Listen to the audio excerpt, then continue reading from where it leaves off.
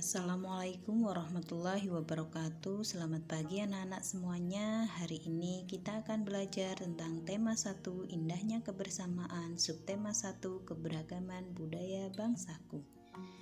Silahkan anak-anak menyimak videonya ya. Terima kasih. Sebelum mulai belajar hari ini, kita berdoa dulu ya. Bismillahirrahmanirrahim.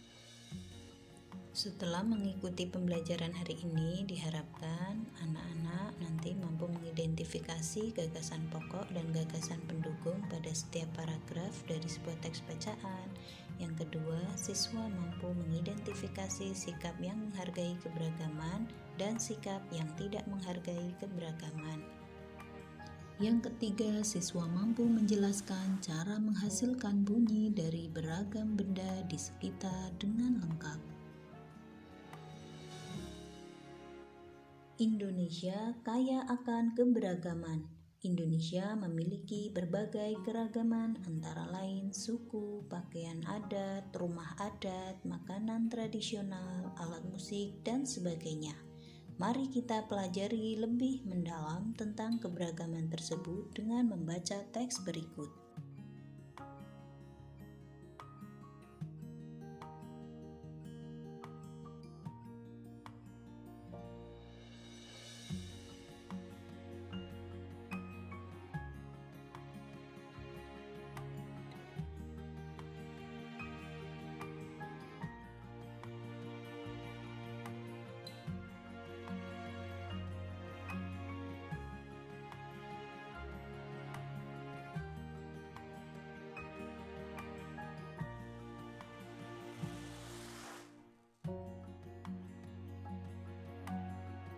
Nah anak-anak, setelah membaca teks bacaan Taman Mini Indonesia Indah, jawab ya pertanyaan ini. Siapa pencetus gagasan pembangunan miniatur yang memuat keberagaman budaya Indonesia tersebut?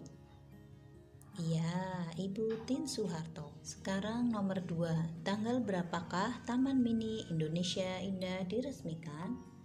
Coba tanggal berapa? Iya, tanggal 20 April 1975. Nomor 3, sebutkan bangunan-bangunan yang ada di TMII. Coba, bangunan apa saja ya? Iya, ada rumah adat, kemudian ada rumah berbagai wilayah di Indonesia, kemudian ada museum, ada teater keong mas, dan tanah airku. Untuk nomor keempat, mengapa daerah TMII dipilih pada daerah yang berbukit? Coba. Ya, hal ini supaya tercipta bentang alam yang menggambarkan jenis lingkungan hidup di Indonesia. Nah, anak-anak, tahukah kalian setiap bacaan biasanya terdiri atas beberapa paragraf. Setiap paragraf memiliki gagasan pokok yang didukung oleh gagasan pendukung.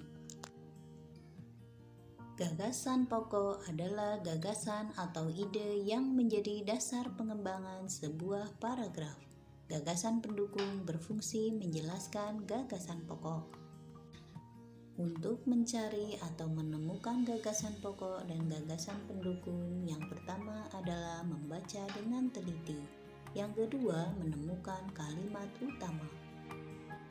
Nah, untuk tugas kalian hari ini yaitu 1. Bacalah teks halaman 3 dan 4 secara teliti. Yang kedua, carilah gagasan pokok setiap paragraf. Yang ketiga, carilah gagasan pendukung tiap paragraf. Yang keempat, tulis jawaban pada buku tulis, difoto, dan kirim ke ustadzah.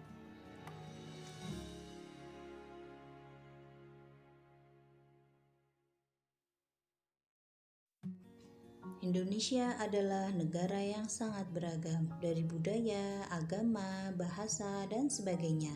Sebagai warga negara yang baik, kita wajib menghargai keberagaman tersebut dengan cara 1. Bermain bersama teman yang berlainan agama. 2. Tidak mengganggu jalannya ibadah agama atau kepercayaan lain. 3. Menjadikan keberagaman sebagai kekayaan bukan kekurangan. Yang keempat, tidak memaksakan pendapat diri kepada orang lain. Yang kelima, tidak mencela atau menghakimi pilihan agama seseorang. Berikut contoh sikap tidak menghargai keberagaman. 1. Mempertahankan pendapat ketika debat dan tidak mau mengalah padahal salah. 2. Menjelek-jelekan agama atau suku, ras yang berbeda. 3. Menghina agama atau keyakinan orang lain. 4. Bermain hanya dengan teman yang satu suku bangsa. Yang kelima, menganggap suku lebih baik. Sebagai anak Indonesia, kalian harus merasa bangga terhadap keberagaman yang ada. Menghargai perbedaan merupakan wujud dari semangat persatuan dan kesatuan. Setelah mengetahui kebudayaan di atas, ayo kita mempelajari berbagai jenis alat musik yang ada di Indonesia. Yang pertama ada seruling dari Jawa Barat yang terbuat dari bambu. Cara memainkannya adalah ditiup. Yang kedua adalah gambus, alat musik tradisional Melayu yang terbuat dari kayu. Cara memainkannya adalah dipetik. Yang ketiga ada rebab yang terbuat dari kayu nangka yang dimainkan dengan cara digesek.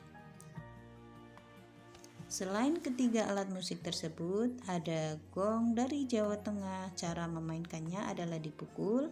Ada arbab dari Nangro Aceh Darussalam, cara memainkannya ada digesek. Ada talempong dari Sumatera Barat, cara memainkannya dipukul. Dan ada tifa dari Papua dengan cara dipukul. Tahukah kalian bahwa di sekitar kita juga banyak sekali benda yang dapat menghasilkan bunyi? Ya, contohnya adalah kentongan. Kentongan dipukul, terjadi getaran udara di dalam benda tersebut sehingga dapat menghasilkan bunyi. Menurut kalian, bagaimana bunyi dapat dihasilkan oleh kentongan? Segala macam bentuk bunyi berasal dari benda yang bergetar. Getaran dari suatu benda akan mengakibatkan udara di sekitarnya bergetar. Getaran tersebut menimbulkan gelombang bunyi di udara. Benda-benda yang bergetar dan menghasilkan bunyi disebut sumber bunyi. Bunyi dapat merambat melalui benda padat, cair, dan gas. Akan tetapi bunyi tidak dapat merambat pada ruang hampa. Sekian dari Ustazah, terima kasih. Wassalamualaikum warahmatullahi wabarakatuh.